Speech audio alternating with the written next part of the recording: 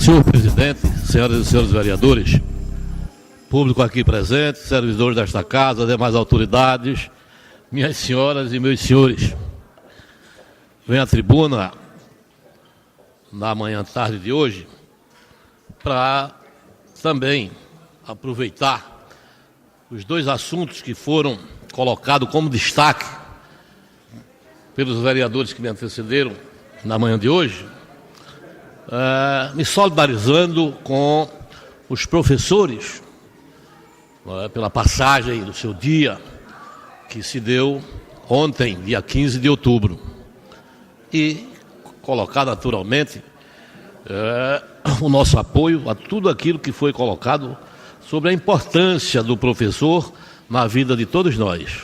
Professores importantes que tivemos na cidade de Goiânia, como Mário Rodrigues do Nascimento, o doutor Alcides Rodrigues de Sena, o Alberto Machado, Irair de Prestrelo, professor Rufino, de uma outra geração, Francisco, o Chicão, grande professor de matemática, outro grande professor de matemática, também no nome de Francisco, Chico Vicente, o Renato, o Félix, né, e tantas outras figuras que enaltecem a figura do professor na história do município de Goiânia. Vereador, se fosse possível, eu queria uma parte aqui. Vereador Eduardo. Pois não, vereador Eduardo Batista. Eu queria lembrar também aqui em memória, né, o professor Renato, o professor Dício Maciel, falou, né? Eu quero falar também em três em vida que tive a oportunidade de ser meus professores.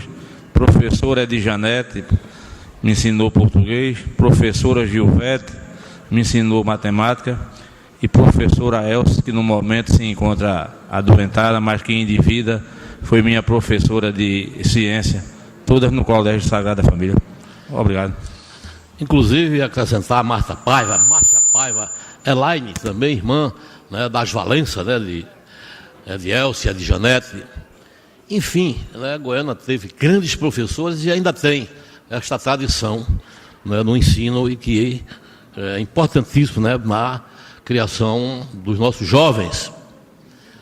Mas teve um outro ponto importantíssimo, né, que foi destaque na sessão de hoje, com relação à justiça.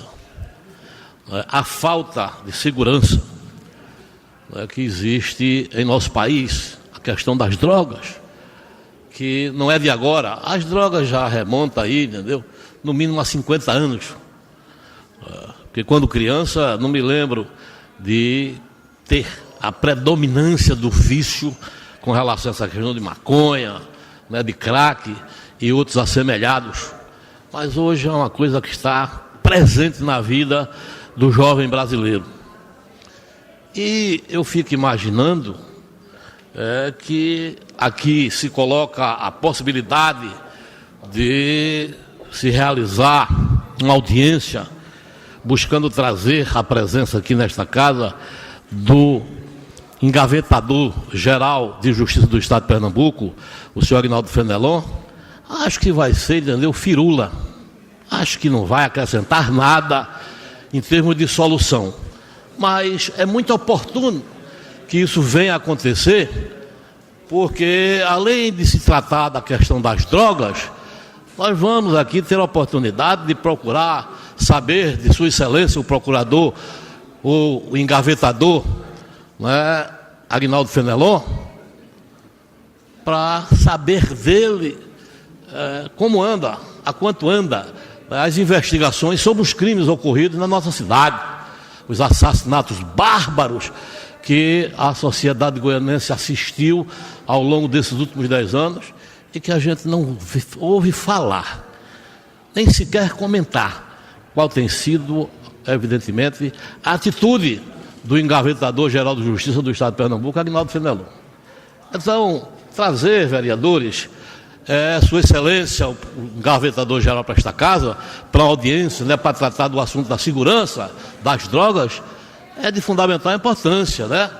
Mas, repito, não vejo de prático nada acontecer, porque não vai ter outra finalidade senão querer promover quem já está à frente, né, desta pasta como engavetador-geral de Justiça do Estado há 3 anos e 10 meses. Então estamos aí há 2 meses no apagar das luzes para que ele, né, limpe a cadeira e dê um lugar para outro, para que venha a ser mais eficiente, se é que ele o foi.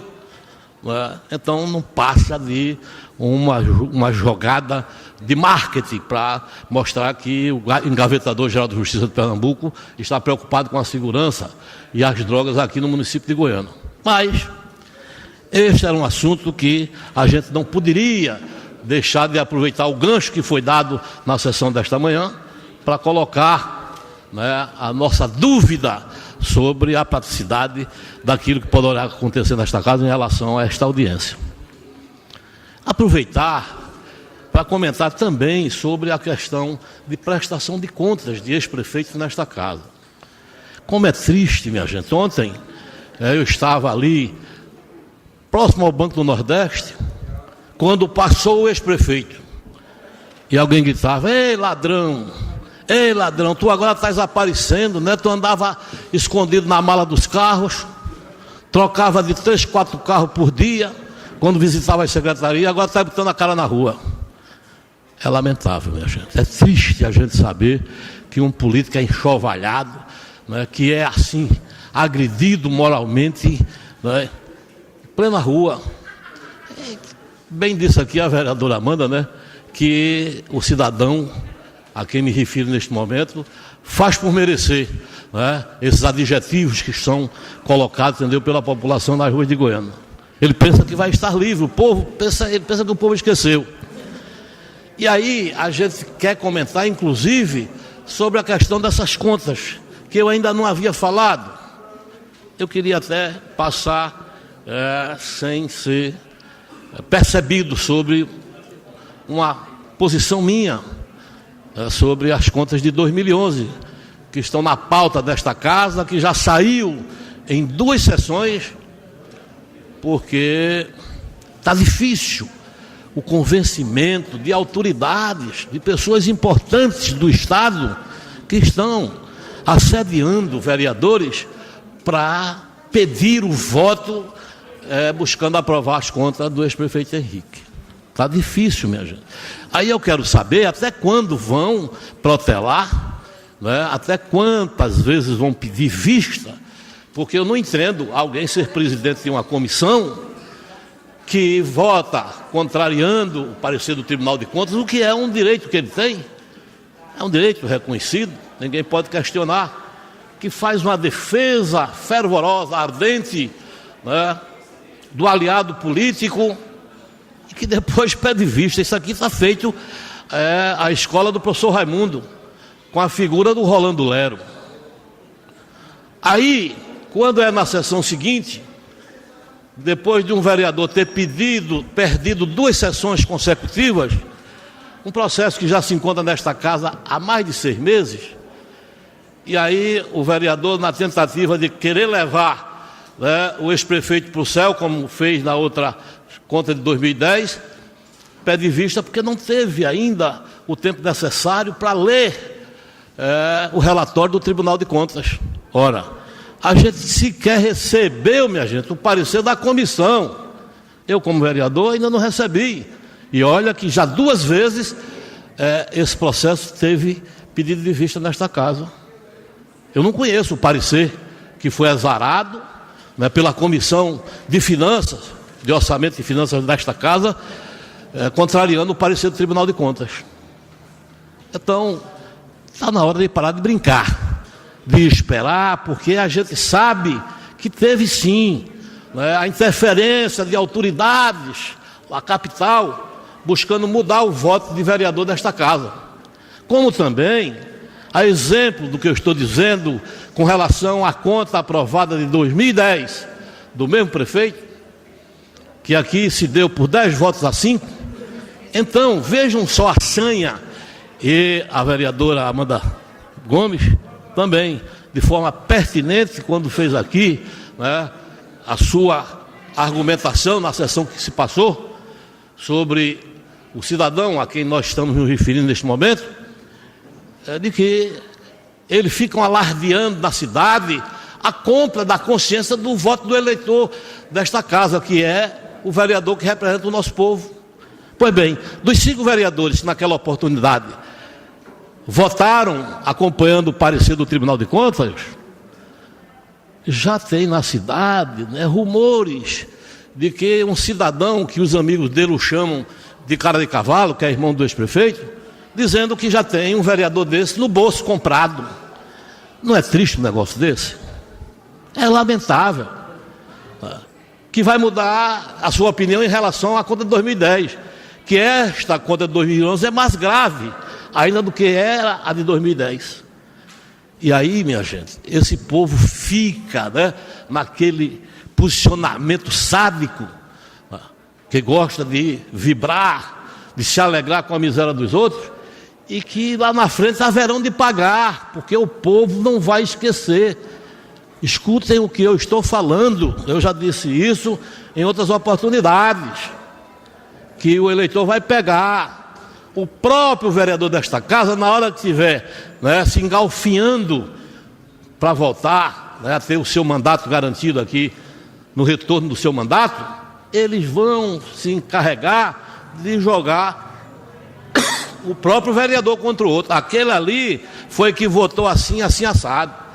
Foi ele que votou dessa forma, foi ele que protegeu A, protegeu B ou C, e eles brigam entre si, o que é natural, para defender os seus interesses e voltar a ter o seu mandato nesta casa. Então não esqueçam, né? Então, pedir vista de um processo que já teve aqui há 6 meses à disposição dos vereadores para ler o relatório, para saber o que está certo, o que está errado, o que é que o tribunal cobrou, deixou de cobrar, o parecer que o tribunal exarou pedindo a condenação das contas do ex-prefeito. Então, minha gente, eu, salvo engano, eu acho que é querer fazer o cidadão que vem a esta casa de trouxa, né? De dizer que quer se debruçar detalhadamente, minuciosamente, porque não viu ainda o relatório do Tribunal de Contas. Então, essa é uma brincadeira. Agora, vejam outra coisa. Este mesmo engavetador geral de Justiça do Estado de Pernambuco, não posso perder de vista esse cidadão. Vou atentamente estar presente aqui na audiência pública para se tratar do assunto da segurança e das drogas que se dará nesta casa, é para ver o que é que ele tem realmente, né, de esperança para a nossa população. Que não venha aqui, entendeu, para repetir aquela bobagem de se preocupar com a segurança do carnaval, como se deu em fevereiro deste ano, que também de prática não aconteceu absolutamente nada, apenas teve o objetivo, como eu disse, de querer familiarizá-lo com o povo de Goiânia, já que ele vive distanciado há muitos anos desta cidade. E aí, no final, eu quero dizer o seguinte: a justiça desse país, minha gente, ela é tão capenga, ela é tão injusta, que aqui eu disse, semana passada, quando o vereador Arnaldo fazia alusão ao resultado da votação dos candidatos que disputaram a eleição como deputado estadual e eu na condição de federal, no pleito passado de 5 de outubro, que dizia que o eleitor foi injusto com os candidatos da terra, eu agradeci a Arnaldo, né, pela solidariedade, de comentar a injustiça que eu não achei, pelo menos comigo, eu disse, né, da minha votação, porque votaram num fantasma. O que mais envergonha a justiça desse país é exatamente isso que eu vou dizer. 2008, 2010, não canso de dizer. Isso vem, minha gente. Essa pendenga vem, né, acontecendo sucessivamente. Eu quero saber quando é que eles vão deixar de usar o poder para fazer o mal e fazer o bem, independente de quem seja a pessoa a quem ele está exatamente fazendo bem, por merecimento, é bom que se diga. E aí, nesta eleição de 2014, eles me deixaram indeferido, a candidatura indeferida, mas não me tiraram da urna eletrônica, botaram no jornal. A imprensa não tem nenhuma culpa, porque a imprensa reproduziu aquilo que pegou lá no TRE, a relação daqueles que efetivamente estavam regularizados perante o TRE, a Justiça Eleitoral, retiraram o meu nome no Jornal do Comércio, na Folha, no Diário de Pernambuco, com justa razão. E aí bota nas redes sociais que a gente está indeferido, também era uma realidade. E por que não retiraram a figura do candidato ou do pretenso candidato a deputado federal das urnas? Por que não tiraram? Uma forma de querer, né, diminuir a figura do cara que está disputando uma eleição. Todo esse tipo de manobra, minha gente. Agora vem aqui se alardear a seriedade, a preocupação de um procurador, de um promotor, que já demonstrou na prática, está evidente, que usa o poder para discriminar, para atingir, para perseguir. Tem sido isso uma tônica nesta cidade em relação a Beto Gadelha. Mas eu disse, não há mal que sempre dure, nem bem que nunca se acabe. Não conheço o poder, por mais forte que ele seja, que não caia. Eu já vi um poder com muito mais força, eu só não. Esta cidade já viu, já assistiu um poder com muito mais força ir ao chão, ruir, cair. Imagina o que está aí. E ninguém se sustenta com a mentira, com a farsa, com a perseguição. Esta é a cruel realidade da justiça de Goiânia. O promotor aqui, que também foi cantado em prosa e verso, né, de seriedade, né? Não existe cidadão que, frente a frente comigo, minha gente, eu já disse aqui também, vou repetir, Arnaldo, ele dizia que ia reabrir o processo da multa que foi instituída contra mim na cassação do meu mandato de prefeito, no valor na época de R$288 mil, que já estava em quase R$500 mil no ano passado, quando foi dado baixa na Receita Federal. Ele disse, frente a frente, tete a tete comigo lá, no seu gabinete ali no Ministério Público, vou reabrir a sua multa. E negou, que indeferiu o meu registro de candidatura de deputado federal. Assim como fez em 2012, que indeferiu o registro da minha candidatura de vereador. É uma vergonha, minha gente. E eu disse para ele que não tem problema, doutor. O senhor é o dono da justiça, é o dono da lei, faça o que o senhor quiser. Ele se incomodou, porque a multa que foi imposta a Beto Gadelha, de forma injusta, covarde e mesquinha, na minha cassação de prefeito em 2006, e se incomoda a justiça. Disse que ia reabrir, porque a Procuradoria Geral da Fazenda Nacional, a PGFN, mandou arquivar, minha gente, a multa por falta de liquidez, porque ela era improcedente. Vejam a que ponto chega, vereador Eduardo Batista, senhoras e senhores vereadores, público aqui presente, a que ponto chega, ex-vereador Mário Gomes, a distorção dessa justiça. E aí a gente não pode ficar calado, a gente não pode ficar achando que está tudo bonzinho, que está tudo correto. Nós temos que ter a coragem de contestar a injustiça praticada nesta cidade contra mim, seja contra quem for. A justiça tem que ter imparcialidade, agir com correção, aplicar o poder contra quem errar, se realmente se comprovar que o apenado cometeu o erro. Quando não, você tem que reconhecer o direito do cidadão. Então, a gente não se cansa, mas não vou, nunca fui e nem hei de ir buscar recorrer a quem quer que seja, para que venha ficar devendo favor àqueles que pensam que são poderosos. Porque sempre disse, vou permanecer dizendo, que prefiro morrer lutando do que ser vitorioso ajoelhado. Muito obrigado, presidente.